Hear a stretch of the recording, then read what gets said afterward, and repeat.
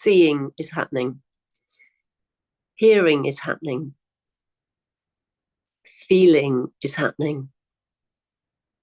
Perceiving is happening. If you get up and walk, walking is happening.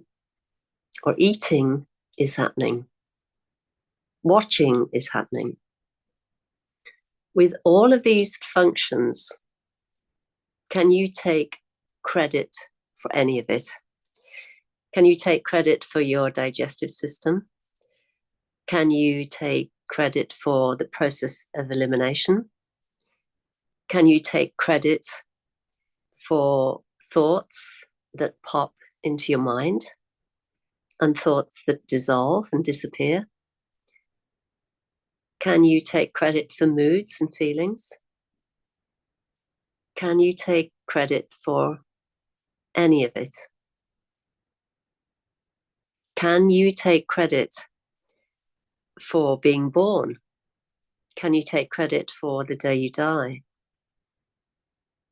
And of course, the answer to all of these questions is no. It's so obvious. It's so obvious. We overlook it. I remember I was 11, 10, 11, something like that, 12, who knows. But I started to really ponder these questions. How is it that the digestive system just works and functions without my interaction or having to take responsibility for it? How do these things occur? What magic is this? And of course, these deep questions that link to our humanity and our human expression just are overlooked because we kind of take everything for granted so much.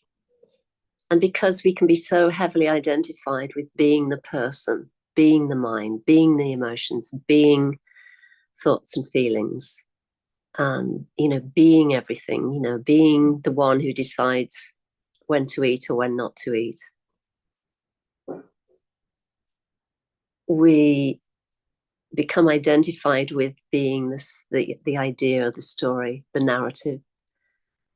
And we kind of hook that wagon onto everything. And when there's a shift of consciousness, of course, we begin unhooking from all of those things and recognizing what has always been here prior to the story. But begin to notice, as you go about your day, just inquire, can I take credit for any of this? And who is this that is expressing through this form? And how does this all work? If you really start to pay attention to these really simple and obvious questions, then the identification, the strength of that identification begins to fall away.